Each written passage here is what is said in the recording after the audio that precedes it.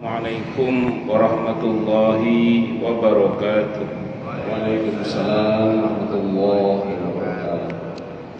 Bismillahirrahmanirrahim. Alhamdulillahi rabbil alamin. Wa bihi nasta'inu ala umurid dunya waddin. Wassalatu wassalamu ala asyrafil anbiya'i wal mursalin. Sayyidina wa habibina wa syafi'ina wa qurrati a'yunina wa maulana Muhammadin wa ala alihi wa ashabihi wa dhurriyyatihi ajma'in, amma ba'd. Ashhadu an la ilaha illallah wa ashhadu anna Muhammadar Rasulullah wa ufawwidu amri ilallah. Innallaha basirun bil ibad. Hasbiyallahu la ilaha illa huwa alaihi tawakkaltu wa huwa rabbul arsyil azim. Qala Allah ta'ala fi kitabihil karim hikayatan an nabiyyillahi Musa alaihi salam. Rabbi syrah li sadri wa yassir li amri wahlul 'uqdatam min lisani yafqahu qawli. Para alim, para asatid, para asatidah, para sepuh, para bini sepuh, para tokoh masyarakat, hadirin hadirat sekalian, hafizani wa hafizakumullah, bil khusus segenap pengurus Masjid Asy-Syuhada yang semoga pengurusnya dan jamaahnya selalu dalam naungan rahmat, barokah, perlindungan serta bimbingan Allah Subhanahu wa taala. Amin, Allahumma amin, insyaallah.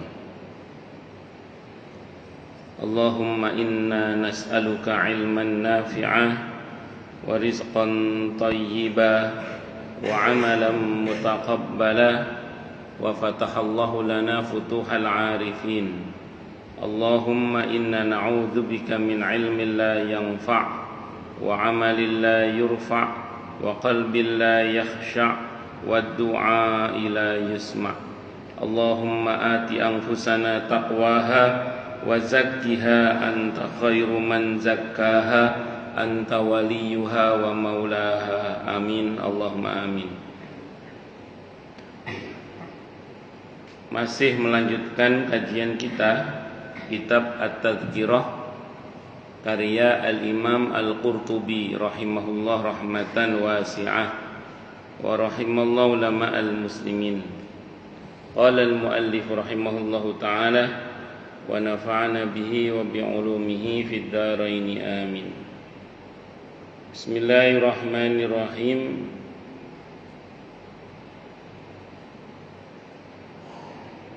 Babu ma jaa fi ikhtiyaril buq'ati lid-dafni. Bab menjelaskan tentang memilih kuburan untuk pemakaman kita. Jadi bab memilih kuburan untuk pemakaman kita. Saya mau bicara secara umum dulu. Yang pertama, kita ini tidak usah khawatir kalau soal kuburan, karena di mana kita dikuburkan itu sudah Allah tetapkan di Lauhul Mahfuz dan dijamin. Di surah Al-Maidah ayat 55 Allah berfirman, minha khalaqnakum wa fiha nu'idukum wa minha nukhrijukum taratan ukhra. Jadi dari bumi itu kita diciptakan, kepadanya kita dikembalikan, dan darinya pula kita suatu saat akan dikeluarkan atau dibangkitkan kembali. Kata Imam Al-Qurtubi, ini janji Allah kepada bumi bahwa setiap makhluk yang diciptakan darinya akan dikembalikan kepadanya. Dan semua kita ini nanti akan dipulangkan ke bumi di mana kita dulu bahan dasar kita diciptakan. Semua kita. Itu sudah menjadi ketetapan Allah dan janji Allah kepada bumi. Dan Allah janjinya la raiba fi, tidak ada keraguan di dalamnya. Jadi prinsipnya semua kita ini tidak usah resah di mana nanti kita akan dimakamkan. Dapat berita pemakaman ini penuh, pemakaman ini penuh, pemakaman ini penuh. Sementara pemerintah belum buka pemakaman baru misalnya gitu ya.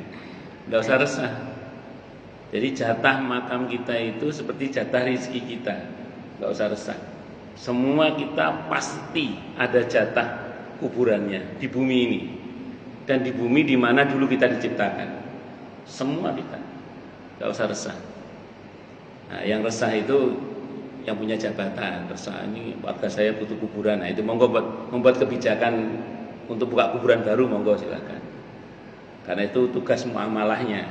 Tapi untuk perseorangan kita nggak usah resah. Nggak usah resah soal di mana kuburan kita, karena kita akan kembali ke bumi di mana dulu kita diciptakan. Semua kita. Mbok pengen mati di Mekah, kalau jatahnya mati di Solo, tetap pulangnya ke Solo. Soalnya wonten cerita tiang nih Waji. Lama di Mekah, 20 tahun di Mekah itu. Pengen mati di Mekah. Suatu saat saudaranya di Solo hajatan. Kan ndak enak diundang boten tugi teng Solo. Meninggal di Solo. Karena memang dulu bahan penciptaannya di Solo. Jadi meninggalnya apa? Di Solo. Balik ke Solo. Allahu Akbar. Orang Indonesia mati di Turki ya, ada yang belakraknya Turki bareng. Kalau memang jatahnya di Turki, matinya di Turki. Bu apa caranya? Termasuk sebagian mungkin yang haji meninggal di Mekah atau di Madinah. Maka gunakan rumusnya para ulama yang mengatakan, sudahlah kita nggak usah resah soal apa yang sudah Allah jamin. Fokus saja kepada perintah Allah untuk kita apa, udah gitu aja. Makanya dalam kitab ini, kalau kata Imam Al-Qurtubi, tidak termasuk persiapan menghadapi kematian itu adalah mempersiapkan kain kafan dan kuburan. Itu kalau kata Ibnu Qayyim, kata Imam Al-Qurtubi dalam kitab ini. Tidak termasuk persiapan menghadapi kematian yang disyariatkan, maksudnya gitu ya. Itu adalah persiapan kuburan dan kain kafan. Kalau kata beliau itu bukan persiapan menghadapi kematian, itu persiapan pemakaman, kata beliau begitu di kitab ini. Kenapa? Karena belum tentu kain kafan itu kita yang pakai. Belum tentu kuburan itu kita yang pakai. Karena kita ini tidak tahu di bumi mana kita mati kan. Jadi kita ini tidak tahu fi ayyi ardin tamut, di bumi mana kita mati. Kita tidak tahu. Dan karenanya kemudian itu tidak masuk dalam daftar persiapan menghadapi kematian. Walaupun secara muamalah boleh-boleh saja secara muamalah. Dengan persiapan kuburan, persiapan kain kafan, secara muamalah boleh-boleh saja. Tapi jangan disertakan i'tiqad, keyakinan bahwa itu pasti kuburan kita. Jadi jangan sertakan i'tiqad, keyakinan bahwa itu pasti kain kafan kita. Karena kita tidak tahu di bumi mana kita mati. Allahu Akbar. Nah, yang penting sekarang ya tadi persiapan menghadapi kematian dengan banyak bermohon kepada Allah agar iman Islam kita ini dijaga. Sehingga kita semua diwafatkan oleh Allah sebagai seorang muslim. Karena perintah Allah wala tamutunna illa wa antum muslimun. Amin Allahumma amin insyaallah mudah-mudahan. Mukmin, muslim, muttaqin. Amin Allahumma amin insyaallah mudah-mudahan. Allah itu yang pertama nggih, enggak usah resah. Sebagai jatah kuburan kita sudah ada dari Allah. Pun pirang-pirang banyak orang itu matinya mendadak, ya kuburannya gampang ya. Ada yang sudah disiapkan kuburannya, tapi proses pemakamannya sulit ya ada. Bahkan sudah dikubur digali lagi itu ya ada. Oh, memang sudah ada jatahnya, pun betul usah khawatir. Sekarang kita fokus saja pada perintah Allah untuk kita apa? Ya tadi diantaranya. Mohon pada Allah dengan sungguh-sungguh agar iman Islam kita ini dijaga oleh Allah. Ya muqallibal qulub, tsabbit qalbi ala dinik. Rabbana la tuzigh qulubana ba'da idh hadaitana wa hab lana min ladunka rahmah innaka antal wahhab. Investasi ukhrawi yang pahalanya terus mengalir. Cetak generasi penerus yang soleh, yang peduli mau mendoakan kita. Wes fokus gitu aja. Jadi nggak usah terlalu khawatir atau tidak usah khawatir berkaitan dengan apa yang sudah Allah jamin. Karena jatah kuburan kita Al-Quran langsung yang menjamin. Di surah Al-Maidah ayat 55 sebagai bentuk janji Allah kepada bumi itu bahkan. Minha khalaqnakum wa fiha nu'idukum wa minha nukhrijukum taratan ukhra. Pun itu yang pertama. Yang kedua, walaupun di bab ini dibahas tentang anjuran memilih kuburan, namun kata Imam Al-Qurtubi menjelaskan perkataan para ulama dalam masalah ini, bukan lantas kemudian kuburan itu yang menyucikan jenazah, bukan. Jadi bukan lantas kuburan itu yang membuat jenazah itu diampuni oleh Allah, bukan itu. Bukan. Tapi tetap amal solehnya itu yang menentukan keadaan dia setelah dimakamkan itu. Jadi amal solehnya tetap itu yang menentukan. Dan yang kedua, yang diharapkan dari tempat itu adalah keberkahannya. Keberkahan dari tempat yang dipilih itu karena mungkin tempat itu adalah tempat yang disucikan oleh Allah, seperti 2 tanah suci atau bahkan 3 tanah suci kalau dalam keyakinan kita ya, ada Masjidil Haram, ada Masjid Nabawi, ada Masjidil Aqsa, Mekah, Madinah, terus Palestina. Ya, di sekitaran Masjidil Aqsa itu. Nah, terus kemudian berkaitan dengan banyaknya orang-orang soleh yang dikuburkan di situ. Sehingga kalau ada banyak orang soleh dimakamkan di situ, itu seliurannya malaikat rahmat itu nggak berhenti. Jadi jangan pernah panjenengan bayangkan bahwa ketika orang soleh itu wafat, terus malaikat rahmat yang selama ini menyertainya terus pergi, itu enggak. Maka diharapkan dari situ ada kita kecipratan doanya malaikat rahmat yang selama ini ngawal orang-orang soleh itu. Di samping dari banyaknya para penziarah, paling enggak kan kecipratan assalamualaikumnya lah. Kan kalau orang ziarah kan ada assalamualaikumnya, paling enggak kecipratan assalamualaikumnya itu.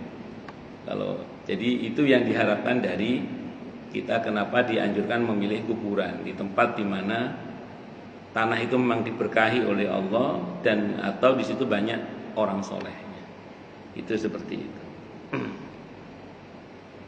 Abu Dawud atau Yalisi, adapun Abu Dawud atau Yalisi rahimahullah, qala, beliau berkata, Haddatsana, telah menceritakan kepada kami siapa Siwar bin Maimun.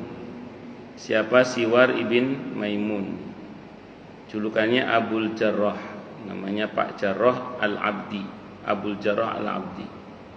Qala, beliau berkata, haddatsani, telah menceritakan kepadaku siapa rajulun, seorang lelaki min Ali Umar, dari keluarganya Sayyidina Umar radhiyallahu an Umar, dari Sayyidina Umar radhiyallahu an. Qala, beliau berkata, sami'tu, aku mendengar Rasulullah sallallahu alaihi wasallam yaqulu, beliau bersabda, man zara qabri, siapa yang menziarahi kuburku, kata Nabi. Au qala, atau beliau bersabda, man zarani, siapa yang mengunjungiku, menziarahiku, kuntu, adalah aku lahu baginya syahidan, menjadi saksi, au syafi'an, atau menjadi penolong, tentu dengan izin Allah ya. Wa man mata, dan siapapun yang mati, siapa man bi ahadil haramain, di salah satu 2 tanah suci, Mekah atau Madinah, maka ba'asallahu azza wa jalla, Allah akan membangkitkannya fil aminina, dalam golongan orang-orang yang aman dari siksa Allah. Yaumal qiyamati, pada hari kiamat.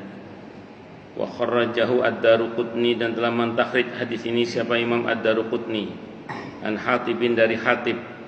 Qala, beliau berkata, qala, telah bersabda siapa Rasulullah sallallahu alaihi wasallam, man zaroni, man siapapun, zaron yang menziarahiku.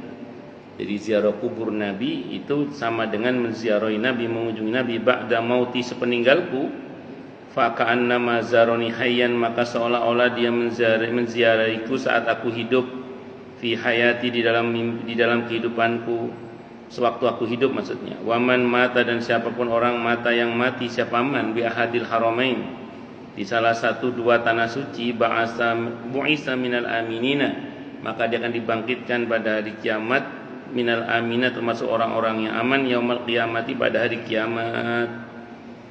Hadis ini walaupun ada yang mendhaifkan, tapi hadisnya maknanya sahih. Nanti di belakang dikutip beberapa riwayat yang sahih.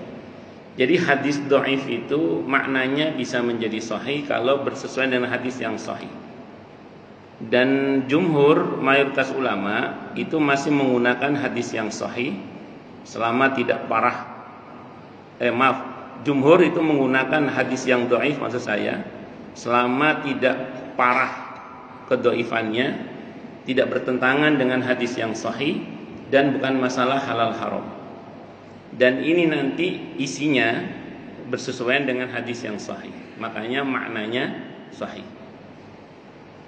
Jadi yang pertama dijelaskan dalam riwayat ini tentang barang siapa yang berziarah ke kuburku. Di redaksi yang lain Nabi bersabda, dan barang siapa yang menziaraiku. Oh, satu lagi saya tambahkan, di sini Imam Abi Dawud tidak memberikan komentar. Komentar dhaif tadi dari ulama yang lain.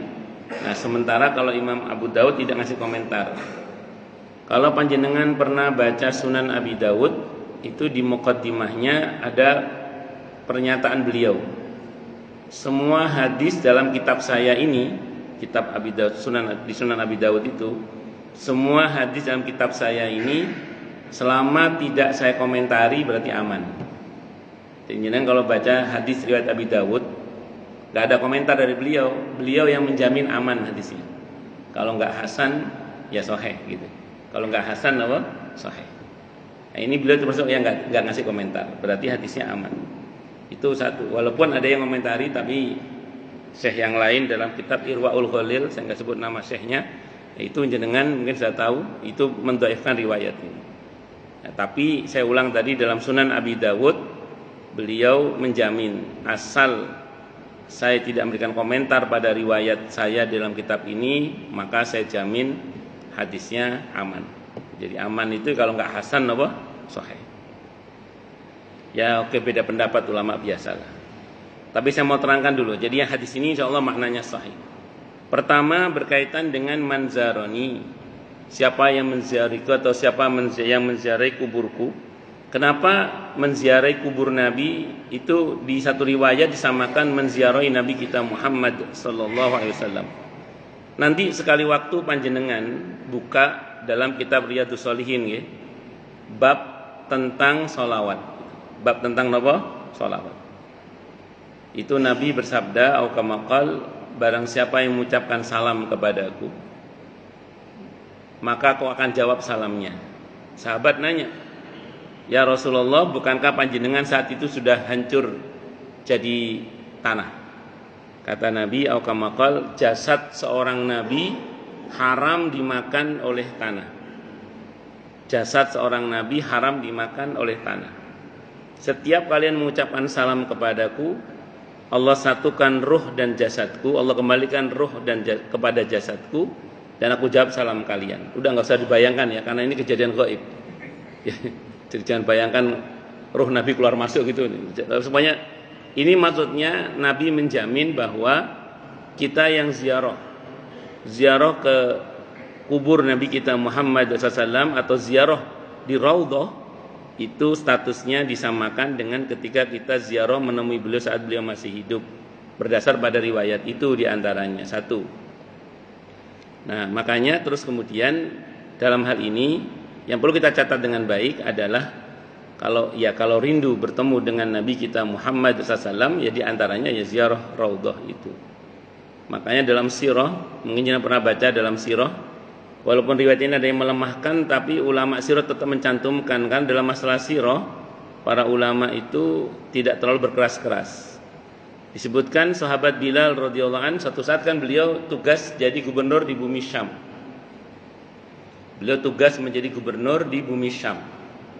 Saat itu beliau mimpi ketemu dengan Rasulullah Muhammad sallallahu alaihi wasallam. Dalam hadis Sahih Bukhari mimpi ketemu Nabi itu asli Nabi, karena setan tidak bisa menyerupai Nabi. Yang mimpi sahabat pasti Nabi sudah. Kalau kita yang bukan, kita kan umat akhir zaman, harus mengkonfirmasi. Kalau mimpi ketemu Nabi, harus mengkonfirmasi kepada hadis-hadis tentang ciri-ciri fisik Nabi kita Muhammad sallallahu alaihi wasallam, atau bertanya kepada ahlinya. Karenanya kita patut punya kitab namanya Syama'il Muhammadiyah, karya Imam At-Tirmidzi. Itu menjelaskan tentang ciri-ciri fisik Nabi kita Muhammad sallallahu alaihi wasallam.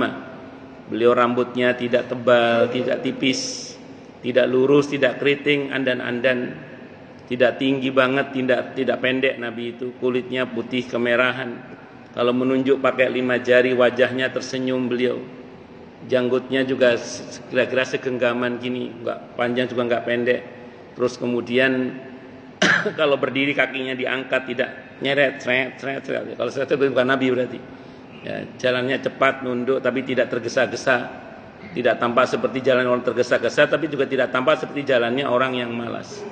Pokoknya Anda baca nanti di kitab Syama'il Muhammadiyah, itu ada ciri-ciri fisik yang mulia Nabi kita Muhammad sallallahu alaihi wasallam.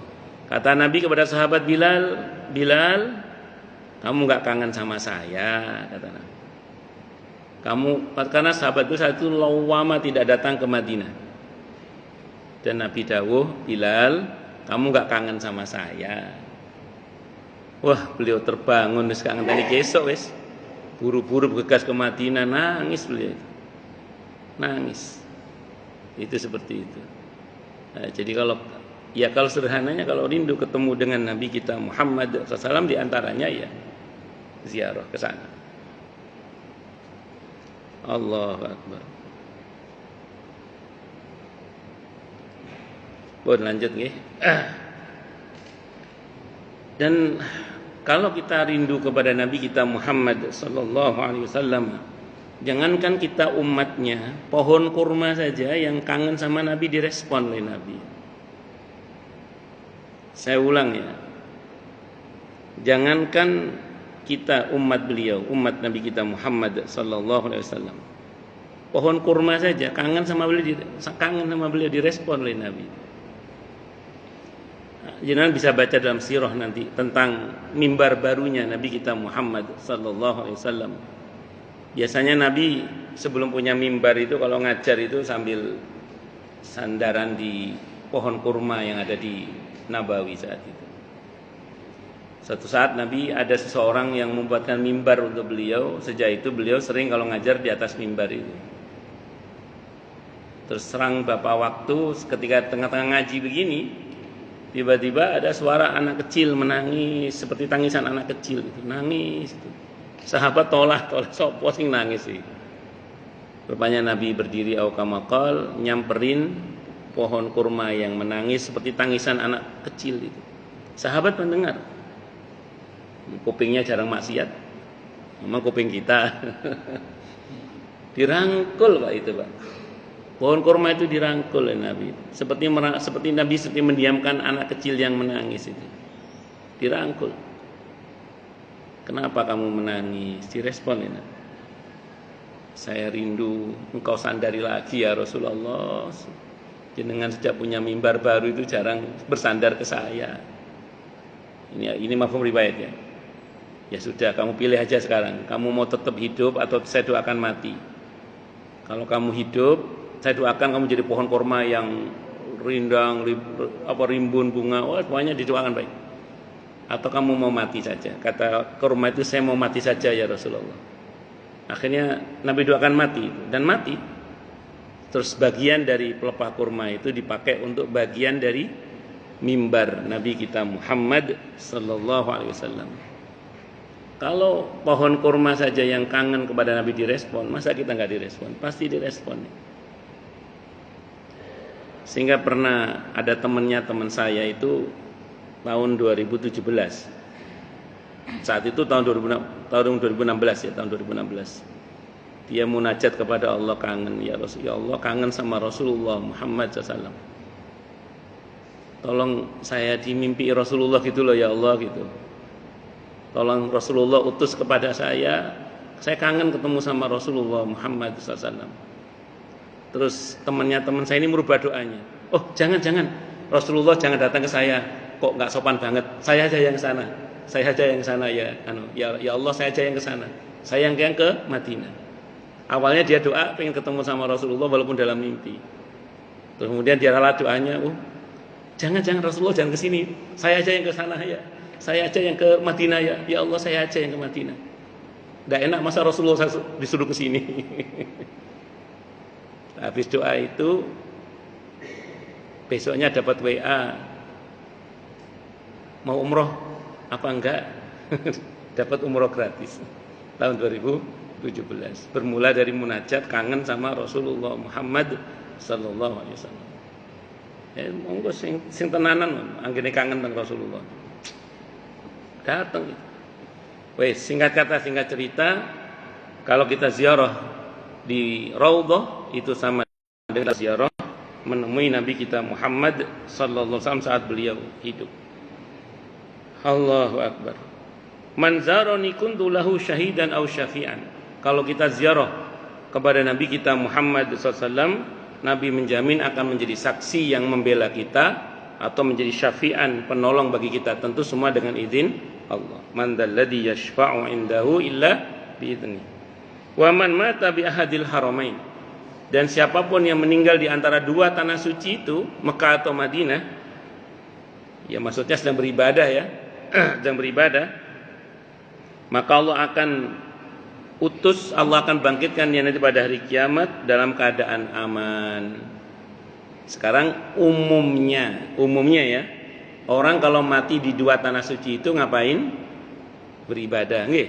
Ya, biasanya kalau di Madinah ngejar arba'in biasanya. Walaupun untuk arba'in enggak harus di Nabawi, tapi umumnya orang ngejar arba'in di Nabawi satu. Kalau di Mekah umumnya ya umroh, nggih. Umroh. Adapun ada orang kesana salah niat ya kebacut ngono ae wis. Umumnya orang kalau kesana ini ibadah nggih. Umumnya mawon. Kalau ke Madinah umumnya napa? Ambil arba'in. Walaupun untuk arba'in enggak harus di Nabawi. Itu satu. Terus kemudian rata-rata ya plus ziarah ke Kuba biasanya. Itu pun yang umum lah. Jadi pantas kalau meninggal sana itu Allah jamin aman dalam keadaan ibadah. Husnul khotimah insyaallah kan. Syahid di jalan Allah. Satu. Yang kedua di Mekah umumnya orang ya umrah ngoten mawon. Saya ulang, kalau ke sana salah niat kebacut ngoten mawon. Loh, apa ada Ustaz? Orang ke sana salah niat. Kalau Al-Qur'an menggambarkan ada. Seperti halnya orang ketika haji orientasinya apa? Duniawi. Rabbana atina fid dunya tok. Allah ajari yang bener kan. Yo ojo mung dunya tok. Rabbana atina fid dunya hasanah wa fil akhirati hasanah wa qina adzabannar. Paham nggih? Nah, maka terus kemudian orang yang salah niat itu biasanya ya direspon oleh tanah haram itu. Tahun 2012 ketika saya umroh itu pernah bersama dengan saya itu ada jamaah saya cerita temennya yang satu travel itu. Jadi ketika itu temennya ini ngomong ke siapa itu? Ke jamaah saya itu mau belanja katanya. Jadi dari berangkat itu mikirnya belanja. Kan sudah mulai melenceng niatnya nggih. Umroh kok niatnya apa? Belanja. Wes, sampai di tanah suci, sampai di Mekah, biasa kan naruh koper dulu di hotel. Terus mulai umroh, mulai pelaksanaan umroh itu. Pas tawaf itu kudu hilang aja. Hampir hilang terus. Untungnya masih selamat tuh. Pas sa'i hilang sudah. Pas sa'i itu hilang, temannya jamaah saya yang satu kamar itu hilang. Akhirnya kan pulanglah beliau itu ke kamarnya. Begitu pulang ke kamarnya, ternyata beliau sudah ada di hotel kamar itu. Yang tadinya kopernya cuma 1 atau 2 sudah beranak pinak kopernya itu. Itu kalau menurut cerita jamaah saya sampai pulang itu nggak selesai umrohnya itu. Nggak selesai umrohnya. Kan pas sa'i hilang nih, pas sa'i ini. Nggak selesai gara-gara salah niat itu. Allah. Nah, di tahun yang sama itu ketika saya dan rombongan masuk ke Madinah malam hari. Untuk bagi orang yang baru pertama kali umroh kan Madinah malam hari itu kan bagus nggih. Apik tenan Madinah nih lek bengi niku. Nah, ada 4 orang satu kamar dengan saya. Itu di antara mereka ada yang salah niat juga itu. Wah, ini nanti belanja kita di sini. Wah, ngomong ngono. Niat belanja di Madinah itu. Malam itu masuk hotel kan, mau sholat isya berjamaah di Nabawi. Itu 3 atau 4 orang saya lupa itu tidur di hotel nggak sholat isya di Nabawi. Terus begitu bangun sudah terlambat, akhirnya sholat di hotel itu kita muhasabah akhirnya kita muhasabai. Coba dikoreksi. Ngerinya nanti sampean jauh-jauh ke sini Rasulullah nggak mau ketemu sama sampean repot. Jadi orang tidak ziarah ke Raudhah itu memang 2 kemungkinannya. Dia yang tidak mau, yang ngeri itu yang kedua, Pak. Kalau Rasulullah yang nggak mau ketemu sama kita, itu naudzubillah min dzalik. Bisa dipahami nggak, orang nggak ziarah ke Raudhah itu ada 2 kemungkinannya. Kalau sekarang ada 3 kemungkinan. Kemungkinan jatah ziarahnya udah habis. Karena pakai nusuk kan. Tapi kalau Rasulullah mau dengan izin Allah nggak ada yang sulit kan. Makanya gini, kemungkinan mungkin dia yang tidak mau, mungkin karena kendala ini itulah oke. Yang ngeri yang kedua, kalau Rasulullah Muhammad sallallahu alaihi wasallam yang nggak mau ketemu sama kita, Pak. Kenapa? Salah niat ya. Nah, kamu kesini untuk belanja ya, tidak untuk ziarah. Ditata niatnya makanya. Allah.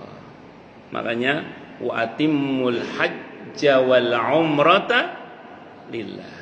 Nah, kalau niatnya lillah, pantas Pak kalau mati di tanah haram itu husnul khatimah.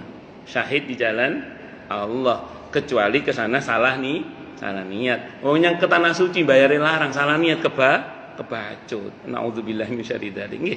Nah, semoga Allah mudahkan kita beserta keluarga kita untuk ziarah Mekah Madinah. Amin Allahumma amin insyaallah. Allahu akbar. Wa kharraja al-Bukhari, dan telah mengeluarkan hadis siapa al-Bukhari, al-Imamul Bukhari, al-Imamul Bukhari wa Muslimun, dan Imam Muslim rahimahumullah an Abi Hurairah, dari Abi Hurairah radhiyallahu anhu. Qala, beliau berkata, ursila diutus siapa malakul mauti, malaikat maut, ila Musa kepada Nabi Musa alaihissalam. Falamma jaa, maka ketika datang siapa malaikat maut untuk menemui Nabi Musa, untuk mencabut nyawa Nabi Musa, sokkahu, maka Nabi Musa nonjok malaikat maut itu. Fafaqa'a ainuhu, maka copot matanya malaikat maut itu. Ini hadisnya sahih lah ya. Hadisnya sahih. Malaikat maut mau nyabut nyawa Nabi Musa, sama Nabi Musa ditawonjok sampai copot matanya. Nah, ada yang mengatakan saat itu malaikat maut menyamar. Nabi Musa pas tidak tahu kalau itu malaikat maut. Wong tahu-tahu di dalam rumah siapa? Itu kan dikira maling kan? Cuma tonjok aja, tawonjok malaikat maut itu, copot matanya. Loh, kok bisa copot matanya, Ustaz? Ya, malaikat itu kalau menyerupai manusia berlaku hukum 3 dimensi. Sebagaimana jin. Jin itu kalau masuk ke alam manusia berlaku hukum 3 dimensi. Makanya pernah ada seorang sahabat ketika sholat bawa pisau kan. Ditanya oleh sahabat yang lain, ngapain kau bawa pisau? Kemarin malam saya sholat di sini diganggu oleh setan. Nanti kalau nongol saya tusuk dia. Nah, jadi kalau dia masuk ke alam kita berlaku hukum dimensi kita. Malaikat kalau menyamar masuk ke alam manusia berlaku hukum dimensi kita. Ditonjok, copot matanya malaikat maut itu. Allahu akbar. Walaupun nanti ada makna kinayah juga ini ya, tapi secara umum begitulah. Faraja'a ila rabbih, maka malaikat maut pun pulang menghadap kepada Tuhannya, Allah maksudnya. Faqala, maka malaikat maut itu berkata, arsaltani ila abdin la yuridul mauta. Ya Allah, jenengan ngutus kula, panjenengan ngutus saya kepada seorang hamba yang enggak mau mati. Jadi malaikat itu kalau mau nyabut nyawa hamba pilihan Allah enggak gegabah. Enggak asal main cabut tapi permisi. Jangankan sekelas nabi dan rasul seperti Nabi Musa yang ulul azmi minar rusul, yang kalimullah, orang yang pernah diajak bicara langsung kepada Allah, orang yang pernah diajak langsung bicara oleh Allah tanpa malaikat Jibril. Ini kan orang yang sangat mulia. Kepada seorang mukmin saja malaikat maut mau nyabut nyawa itu permisi dulu. Sebagaimana Allah informasikan langsung dalam Al-Qur'an di surah An-Nahl ayat 32 itu. Alladzina tatawaffahumul malaikatu thayyibina yaquluna salamun alaikum. Orang yang bertakwa itu adalah orang yang baik yang diwafatkan oleh para malaikat utusan Allah dengan cara yang baik. SOP-nya wajib mengucap salam, permisi terlebih dahulu. Enggak boleh gegabah malaikat maut itu. Allah qala maka berkata siapa rawi faradallahu ilahi ainuhu. Maka Allah pun mengembalikan kepada malaikat maut matanya dipasang lagi oleh Allah. Wa qala, dan Allah berfirman, irji ilai, balik kamu hadap ke Musa, wa qul lahu, dan katakan kepadanya, yadha ayadahu ala matni cilti saurin, suruh dia meletakkan tangannya di atas permukaan kulit sapi. Falahu bima qatat yaduhu bikulli sya'ratin sanatan. Untuk setiap helai bulu sapi itu dia dapat jatah umur 1 tahun. Qala, berkata siapa malaikat maut, ai rabbi, apalagi setelah itu wahai Allah, summa ai rabbi wahai Tuhanku, summa kemudian apa lagi? Qala summal maut, setelah itu ya mati, tidak ada pilihan karena selain Allah harus mati. Qala, maka berkata siapa malaikat maut, fal'an, nggih, kalau gitu sekarang saya mau berangkat. Fasa'alallaha ayyudniyahu. Qala, maka berkata siapa Nabi Musa, fal'an, sekarang ya Allah, kalau memang sekarang saya harus mati, maka fasa'alallaha ayyudniyahu minal ardil muqaddasati ramiyata hajarin. Maka Nabi Musa mohon kepada Allah agar didekatkan ke bumi yang disucikan oleh Allah, yang kira-kira selemparan batu. Faqala, maka bersabda siapa Rasulullah SAW, lau kuntu sama, kalau aku berada di situ sekarang ini, kata Nabi, la araitukum, pasti akan aku perlihatkan kepada kalian kuburnya Nabi Musa, ila janibit tariqi tahtal kasibil ahmar, di pinggir jalan dekat tumpukan pasir yang berwarna merah. Ini hadisnya sahih.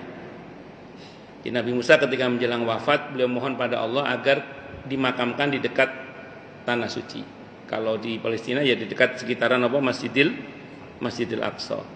Saya belum pernah ke sana, mungkin yang pernah ke sana mungkin pernah ziarah ke makam Nabi Musa. Kalau kata Nabi, dekat pinggir jalan, dekat tumpukan pasir atau tanah merah, itu tidak jauh selemparan batu. Kalau saya di sana aku tunjukin, kata Nabi. Dan Nabi pernah melintas, hadisnya Bukhari, Muslim, hadis tentang Mi'raj. Ketika Nabi Isra Mi'raj itu, beliau melintas di atas kuburan Nabi Musa alaihissalam, dan beliau melihat Nabi Musa sedang sholat di atas kuburnya atau di dalam kuburnya. Hadisnya sahih. Ada yang nanya, Ustaz, kok di dalam kubur sholat? Ya, bukan sebagai kewajiban, tapi hobi. Jadi Nabi Musa itu hobinya sholat. Nabi Musa itu hobinya berlama-lama bicara dengan Allah, itu Nabi Musa. Ketika Nabi Musa ditanya, wa ma tilka biyaminika ya Musa, apa di tanganmu itu wahai Musa? Nabi Musa menjawab, qala ya asai, dia tongkat ya Allah. Sebenarnya jawaban itu sudah cukup, tapi Nabi Musa menambahkan, dengannya saya. Ceritanya panjang. Kata para mufassir, seorang kekasih itu senang bicara berlama-lama dengan kekasihnya. Nabi Musa tahu jawaban dengan Nabi Musa cerdas, kritis, berani Nabi Musa. Beliau tahu jawabannya cukup dengan tongkat, tapi Nabi Musa suka berlama-lama dengan kekasihnya. Maka beliau panjang-panjangkan jawabannya supaya bisa berlama-lama dengan Allah. Itu Nabi Musa. Dan dalam satu riwayat para mufassir menceritakan, ada dalam At-Tabari seingat saya, termasuk dalam tafsir Ibnu Katsir juga, kalau Ibnu Katsir yang asli ya, terus yang kebanyakan kan mukhtasar ringkasan. Dalam Al-Qurtubi ini juga seingat saya, itu ada beberapa ulama yang menjelaskan Nabi Musa itu kalau mau sholat, mau berdoa sama Allah, mau sholat, itu keliling kampung dulu, keliling kampung. Ayo siapa yang mau doa titip sama saya, ayo siapa yang mau doa titip sama saya. Keliling kampung, ayo siapa? Nabi nggak pakai catatan Pak, Nabi kan cerdas orangnya. Kalau gimana kita baca catatan mau umroh itu. Ayo siapa yang mau doa? Titip sama saya, titip sama. Apa kata Nabi Musa? Saya itu senang kalau kalian titip doa sama saya, agar saya ada alasan bicara lama dengan Allah. Agar saya ada alasan bicara lama dengan Allah. Ya Allah, niki Pak Wenang nyuwun niki ya Allah, niki ya Allah, Pak Fuad nyuwun niki ya Pak Nurdin nyuwun niki ya Allah. Itu Nabi Musa senang. Makanya karena kesenangannya di dunia itu sholat, maka sampai di barzah pun beliau senang sholat. Jadi kebiasaan kita di dunia itu akan terbawa sampai ke akhirat. Paham ya? Jadi kalau senangnya di dunia sholat, sampai di kuburan pun itu senang sholat. Itu Nabi Musa alaihissalam. Maka Imam Ahmad Ibn Taimiyah rahimahullah itu cerita, saya itu biasa lewat kuburan dengar orang ngaji itu biasa. Di dalam kuburan itu biasa. Saya lewat kuburan dengar orang Imam Ibnu Taimiyah, kupingnya kapate masih atau adewe ini. Kalau kita dengar malah lari kalau kita. Saya itu udah biasa lewat kubur ada orang baca Quran di dalam kubur itu udah biasa. Karena kebiasaan dia memang membaca Al-Qur'an. Itu terbawa sampai ke akhirat. Lah kalau seneng sholat, seneng baca Al-Qur'an, apa yang ada di neraka? Kan boten nggih, teng surga pastinya. Dalam riwayat yang lain, tapi ini bukan tidak dalam Sahih Bukhari, tidak dalam Sahih Muslim, itu Nabi melihat Nabi Daud sedang bikin halaqah ilmu. Nabi Daud sedang bikin halaqah ilmu di kuburnya, lagi bikin halaqah ilmu Nabi Daud. Tapi bukan itu, tapi tidak dalam Sahih Bukhari, tidak dalam Sahih Muslim. Bikin halaqah ilmu. Kalau tadi Bukhari Muslim itu. Kenapa Nabi Daud bikin halaqah ilmu? Nabi Daud senang bikin halaqah ilmu. Nabi Daud itu senang bikin halaqah ilmu. Jadi di barzah nanti ada halaqah ilmu, Pak. Insyaallah. Ketua DKM mungkin halaqah ilmu. Lah kalau halaqah ilmu ya apa yang ada di neraka kan enggak mungkin. Di surga kebiasaan kita di dunia itu terbawa sampai ke akhirat. Allah. Makanya ahli surga itu dalam surah Yunus surah ke-10 ayat 10 itu apa kata Allah? Subhanakallahumma wa tahiyyatuhum fiha salam wa akhiru da'wahum anil hamdulillahi rabbil alamin. Ahli surga itu senangnya subhanallah, assalamualaikum, alhamdulillah. Itu ahli surga, Pak. Jadi kalau kita di dunia nyocoki itu, Pak, nyocoki gemar tasbih, gemar bertasbih, gemar bersyukur, alhamdulillah, gemar ngucap salam pada sesama, insya Allah, Pak, insya Allah kebiasaan baik itu terbawa sampai ke surga. Surah Yunus ayat 10 nih, subhanakallahumma wa tahiyyatuhum fiha salam wa akhiru da'wahum anil hamdulillahi rabbil alamin. Nah, milikilah kebiasaan-kebiasaan yang baik. Tapi kalau dikit-dikit kita hari-hari ya ada, aduh, nah, tiap hari gitu. Maka nanti cek di Al-Qur'an, Pak. Ada, adi, aduh itu adanya di mana? Di neraka, Pak. Orang neraka itu keluhannya apa? Ya laitani, ya laitana, ya wailani. Monggo cek Quran ini. Di Al-Qur'an. Ahli neraka itu omongannya apa? Ya laitani, ya laitana, ya wailani, ya wailana. Aduh, ada. Jadi kalau kita di dunia ini bolak-balik ada adu aja. Naudzubillah nggih. Ngerinya terbawa sampai ke akhirat, Pak. Lah kalau ada adu itu masalahnya di surga enggak ada gitu loh masalahnya. Adanya di mana? Di neraka. Ustaz, masa enggak boleh ngeluh? Boleh. Kata para ulama mengeluh itu boleh, sebatas. Saya ulang, sebatas untuk menyadarkan diri kita bahwa kita ini hamba yang lemah, butuh pertolongan Allah. Boleh tidak apa-apa, sebatas itu boleh. Kalau sampai mengingkari takdir, enggak terima dengan takdir, bahaya. Tapi sebatas pada untuk menyadarkan betapa kita ini hamba yang lemah, yang butuh pertolongan Allah. Nah itu boleh, sampai situ boleh, tidak ada masalah. Ngaten nggih? Pun. Allahu Akbar. Wa fi riwayat, dalam riwayat yang lain dikatakan wallahu a'lam bishawab. Insyaallah kita bahas di pertemuan yang akan datang. Silakan yang mau tanya, protes, marah boleh, silakan. Masalah itu masalah yang lain boleh, monggo kalau ada. Kalau enggak ada berarti jelas semua atau tidak jelas semua. Oke, monggo silakan. Assalamualaikum warahmatullahi wabarakatuh. Waalaikumsalam warahmatullahi wabarakatuh. Ustaz, saya ingin menanyakan terkait dengan kehidupan di alam barzah. Oke.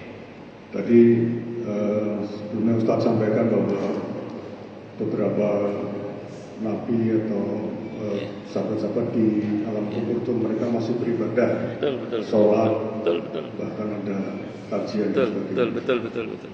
Yang disampaikan, apakah ada aktivitas kehidupan lain selain beribadah seperti itu, Ustaz? Oke. Kemudian juga tadi disebutkan kebiasaan orang-orang ahli neraka di dalam kubur itu mengucapkan beberapa kalimat tertentu. Nah, kehidupan orang-orang calon penghuni neraka di alam barzah itu seperti apa, Ustaz? Selain tadi. Kemudian pertanyaan kedua terkait dengan ziarah kubur. Di masa lalu kami di kampung kami beberapa aktivitas ziarah kubur itu biasanya dilakukan di hari tertentu. Sebut saja di malam Jumat itu biasanya ada semacam kebiasaan orang berziarah di kubur. Apakah ada sunnahnya berziarah kubur di hari-hari tertentu? Baik. Terima kasih. Assalamualaikum. Waalaikumsalam warahmatullahi wabarakatuh. Di antara kebiasaan ahli kubur dikubur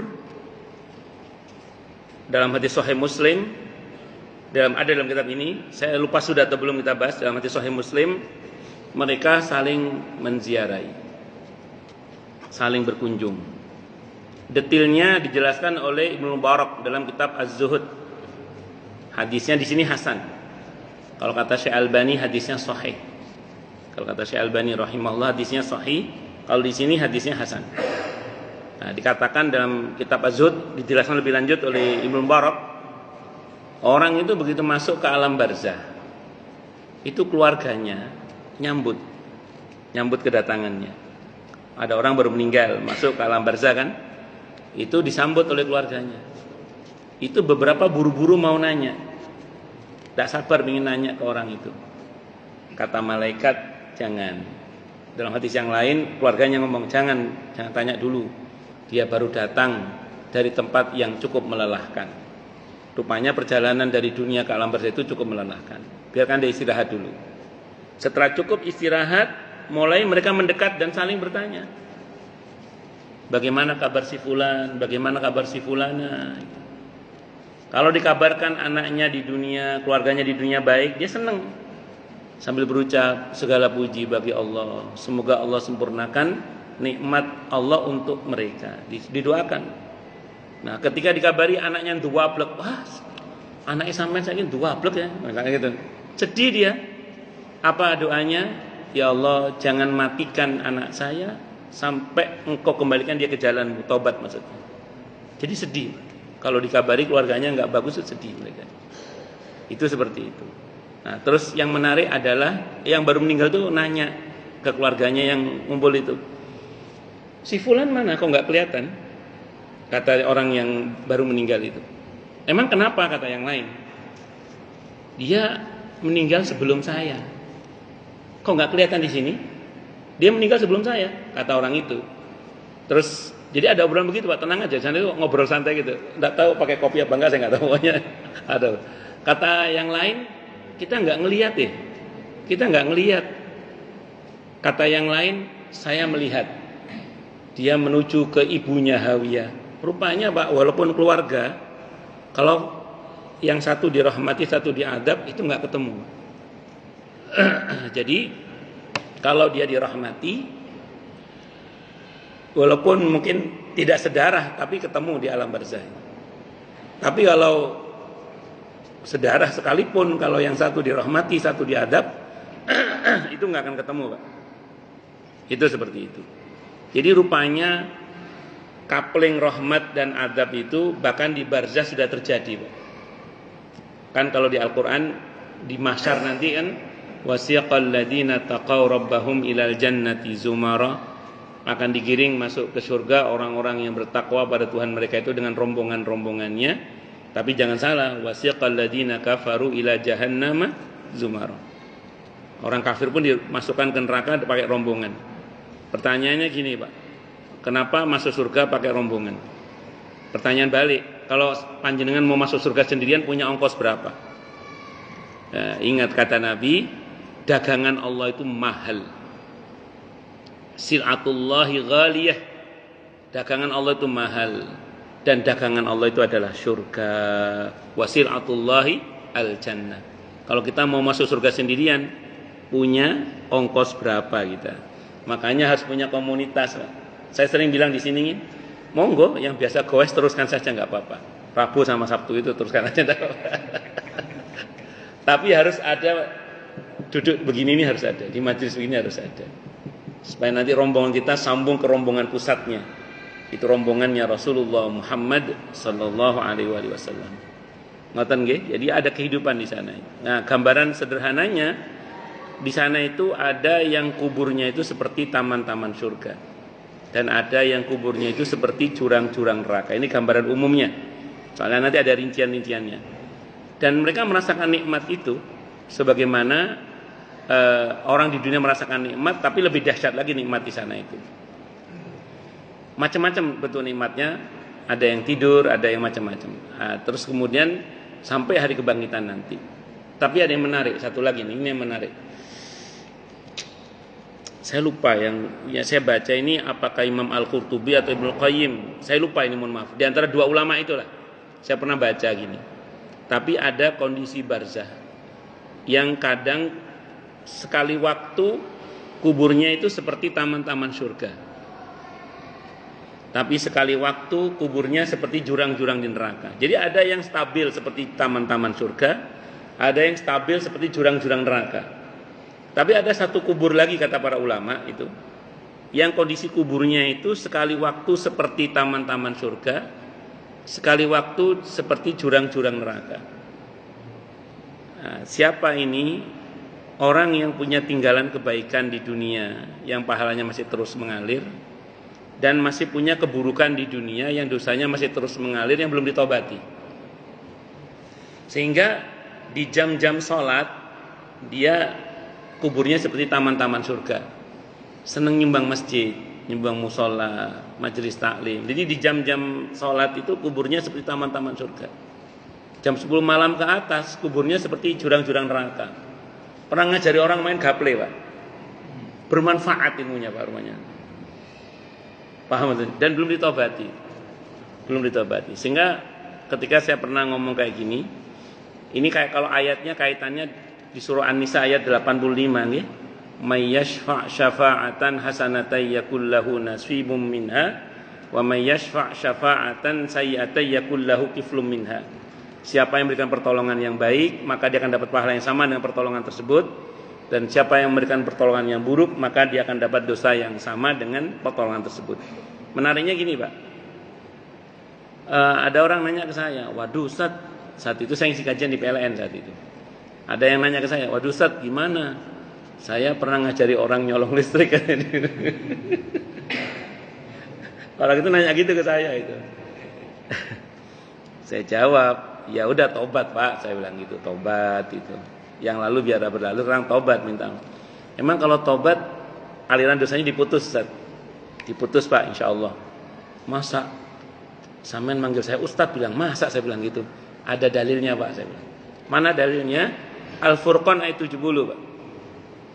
Illa man taba wa amana wa amila amalan salihah faulaika yubaddilullahu sayyiatihim hasanat. Kecuali orang-orang yang mau bertobat, beriman dan beramal saleh, mereka itulah akan diganti oleh Allah keburukannya dengan kebaikan-kebaikan.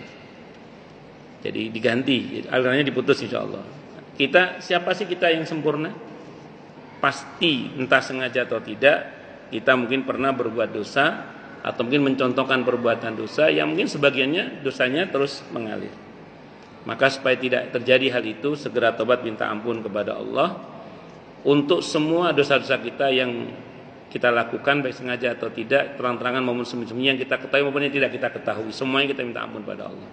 Sehingga mudah-mudahan kita semua menghadap kepada Allah dalam keadaan sudah bertaubat dengan taubatan nasuha, dan Allah ampun dan maafkan kita semua. Amin Allahumma amin insyaallah. Terus apa lagi yang kedua tadi? Kenapa? Oh, ziarah kubur. Gini. Ziarah kubur itu prinsipnya sunnah mutlaqah ghairu muqayyadah.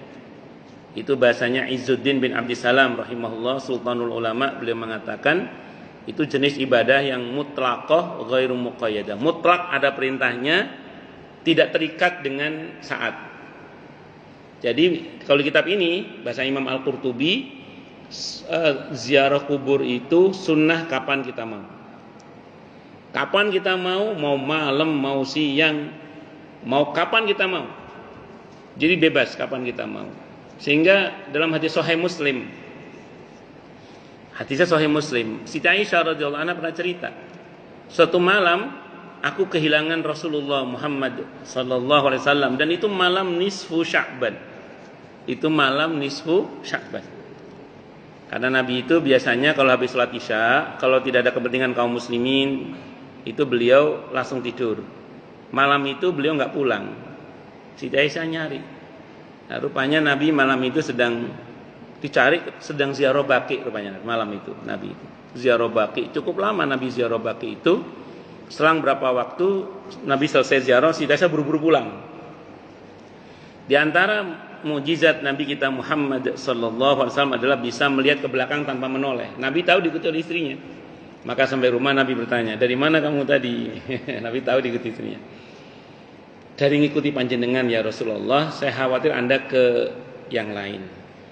Terus kata Nabi, "Kamu telah tergoda oleh setan kamu." Karena Nabi tidak mungkin khianat. Nabi tidak mungkin khianat. Kata Siti Aisyah, "Saya ada setannya ya Rasulullah." Semua. Termasuk engkau, termasuk saya, kata Nabi. Saya ada setannya juga. Hanya saja Allah merahmatiku sehingga semua setan yang menggodaku masuk Islam. Jadi setan yang bertugas menggoda Nabi itu masuk Islam. Allah dengan rahmat Allah. Itu yang menggoda Muhammad Rasulullah. Kalau yang menggoda Muhammad Subhan masih kafir. Itu. Jadi ziarah kubur kapan kita mau. Termasuk Nabi pernah malam hari pernah ziarah kubur. Ya asal kita mau. Kapan kita mau. Kapan kita mau. Nah, adapun misalnya ada orang yang menentukan hari tertentu selama tidak mewajibkan sah-sah saja. Yang tidak boleh kan kalau harus, mengharuskan dia nggak boleh. Tapi kalau enggak, saya lagi pengen bulan ini, saya lagi pengen tanggal ini, saya pengen hari ini, silakan. Karena Bapak menyebut hari ya, Kamis, malam Jumat atau Jumat. Kalau di kitab ini, walaupun riwayatnya ada yang mendhaifkan, khusus orang yang ziarah pada hari Jumat, sehari sebelumnya dan sehari sesudahnya. Berarti Kamis, Jumat, Sabtu. Kalau kita ziarah, maka yang diziarahi itu mengetahui siapa yang datang. Itu dalam kitab ini.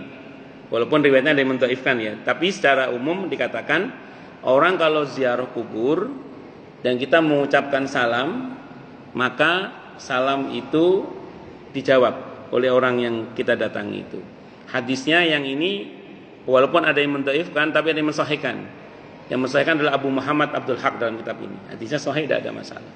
Nah, jadi berarti kalau kita ziarah secara umum tahu sebenarnya terlebih hari Jumat sehari sebelumnya dan sehari sesudahnya itu lebih mengetahui lagi. Khusus 3 hari itu. Berarti Kamis, Jumat, Sabtu. Wallahu a'lam bishawab. Oke, monggo yang lain silakan kalau ada. Oke, monggo Pak Habib Abdullah.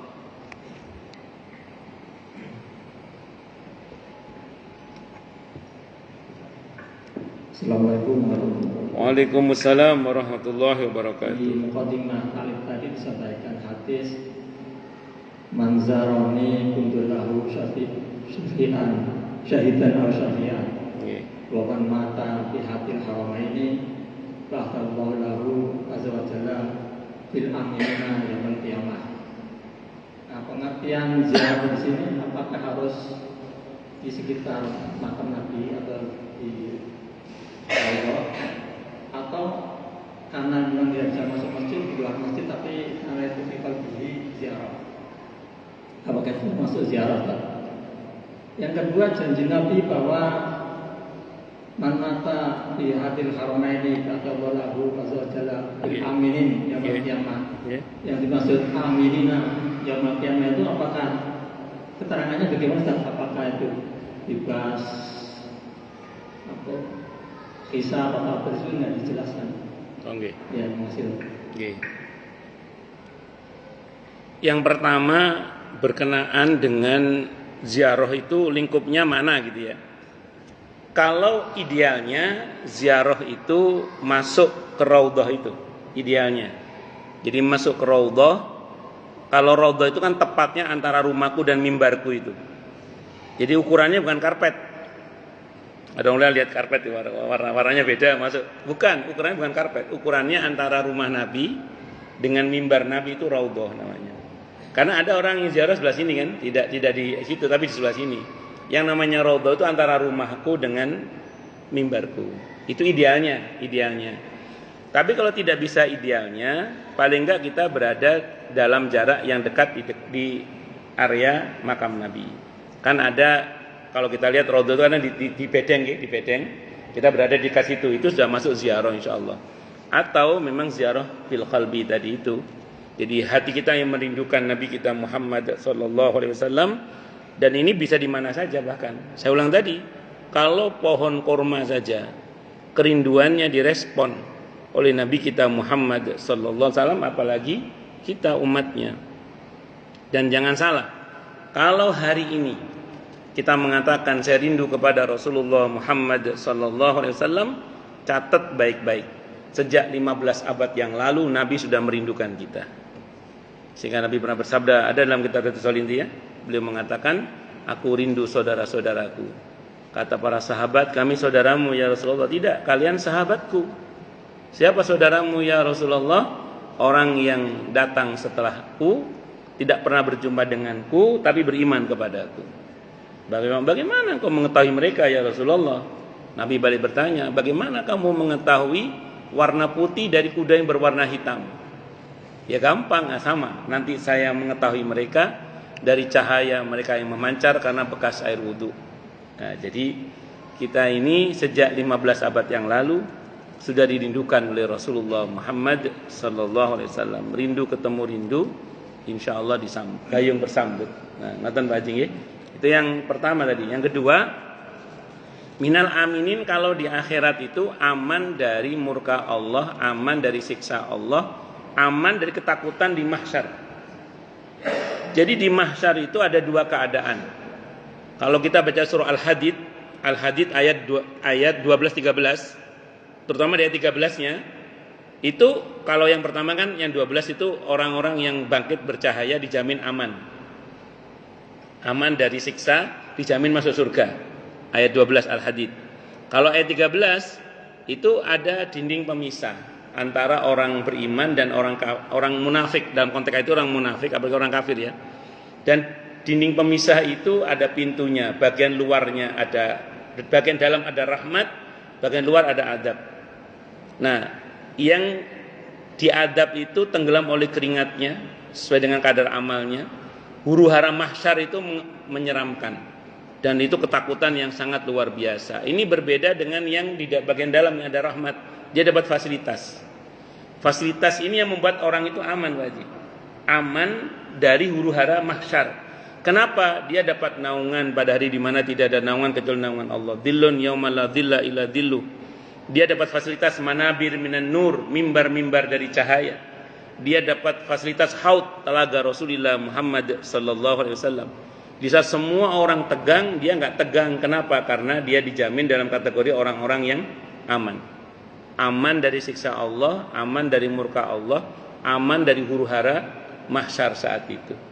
Insyaallah gitu yang saya pahami maknanya, Pak Haji. Wallahu a'lam bishawab itu. Monggo yang lain silakan kalau ada. Oh, nggih monggo. Assalamualaikum warahmatullahi wabarakatuh. Waalaikumsalam warahmatullahi wabarakatuh. Mohon izin Pak Ustaz, mau bertanya, itu tadi kan makam ya. Kalau misalkan kita kan anak nih, misalnya orang tua wafat atau meninggal, saya pernah dengar kalau makam itu dibangun, itu katanya nggak boleh. Terus. Nah, kemudian makam orang tua saya bangun. Jadi itu apa, harus dibongkar atau bagaimana Pak Ustaz? Terima kasih Pak Ustaz. Saya dikasih foto yang mungkin gitu. Terima kasih. Waalaikumsalam warahmatullahi wabarakatuh. Di dalam mensyarah itu Al-Imam An-Nawawi rahimahullah mengatakan, hendaklah kubur itu kalaupun dibangun di atasnya itu tidak lebih dari 1 jengkal.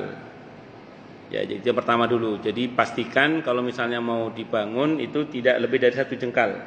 Kalau lebih dari itu ada baiknya kalau ada nada cukup nanti diratakan menjadi cukup sejengkal saja. 1. Yang kedua, pastikan itu tidak makan hak orang lain.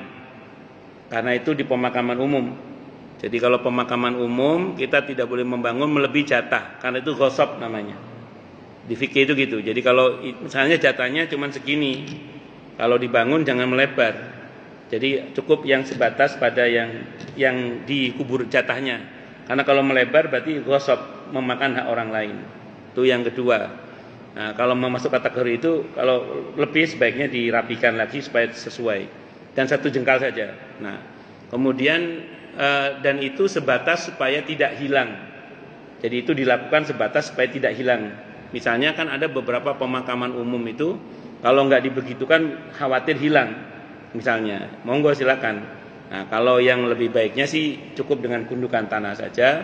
Karena yang terpenting itu bukan membangun atasnya sebenarnya, tapi membangun di dalamnya dengan sedekah, dengan doa, itu dan seterusnya. Nah, itu kenapa syariat mengatur seperti itu supaya orang tidak salah membangun gitu. Jadi sibuk memperindah. Karena saya pernah ada jamaah saya itu dengan dalih karena sayang kepada ibunya, dia ingin perbaiki kuburan ibunya. Saya bilang kalau mau berbakti sama orang tua bukan memperbaiki visi kuburannya, Bu, saya bilang, tapi bangun barzahnya, perindah barzahnya. Caranya istighfar untuk beliau, doa untuk beliau, sedekah atas nama beliau. Saya bilang begitu. Nah, jadi memang beberapa orang mungkin salah dalam memahami itu. Kecuali saya ulang, kondisi menuntut untuk itu karena khawatir hilang. Saya ulang. Saya anak-anak ada beberapa. Kalau di Jakarta relatif aman lah. Tapi kalau di daerah kayak daerah saya, itu semrawut kuburan itu. Semrawut enggak. Kalau kita yang sering ziarah aja kan nyari kuburan orang tua itu mana? Kadang semrawut itu. Itu makanya kalau di daerah dengan keadaan seperti itu, aturannya tadi saya ulang tidak boleh lebih dari 1 jengkal.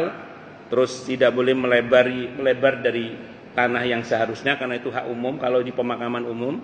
Terus kemudian ya kalau bisa cukup dengan gundukan tadi itu, tapi sudah selesai. Terus rumput-rumput yang tumbuh di atas kubur itu dirapikan, jangan dicabut. Kalau dalam kalau saya tidak salah dalam kitab I'anatul Talibin itu disebutkan kalau kita cabut itu kita zalim kepada ahli kubur itu. Karena rumput-rumput itu bertasbih. Jadi jangan dicabut tapi dirapikan saja. Rumput-rumput yang tumbuh di atasnya itu, di atas kuburan. Itu kalau kita cabut itu kita zalim kepada ahli kubur. Jadi kalau bisa rumput di atas kubur itu jangan dicabut tapi dirapikan saja. Dirapikan karena dia bertasbih. Dan itu kalau dalam kitab I'anatul Talibin sebenarnya yang pernah saya ngaji itu zalim kepada ahli kubur kalau kita cabut. Jadi rumput-rumput itu bisa sebagai, kalau di DKI relatif rapi terus ada banyak rumput gajah itu, tapi bukan bunga plastik ya. Kalau bunga plastik nggak ngaruh kalau itu. Ngaten nggih, wallahu a'lam bishawab. Betul Pak nggih? Ada lagi yang lain nggih? Cukup dulu nggih. Kita tutup dengan hamdalah. Alhamdulillahirabbil alamin. Semoga kajian kita bisa bermanfaat, mubarakah fid dini wad dunya wal akhirah untuk kita, keluarga kita dan seluruh umat Islam semuanya, dan mudah-mudahan kita semua dijadikan oleh Allah sebagai orang-orang yang sukses dunia akhirat, selamat dunia akhirat, bahagia dunia akhirat, dan dipermudah setiap urusan kita oleh Allah fid dini wad dunya wal akhirah. Semoga Allah limpahkan hidayah selalu untuk kita, semoga Allah tingkatkan selalu hidayah untuk kita, dan semoga Allah berikan hidayah untuk siapapun yang melihat kita. Subhanakallahumma bihamdika asyhadu an la ilaha illa anta astaghfiruka wa atubu ilaik. Sallallahu alaihi Muhammad wa ala alihi wasallam. Saya mohon maaf. Wassalamualaikum warahmatullahi wabarakatuh.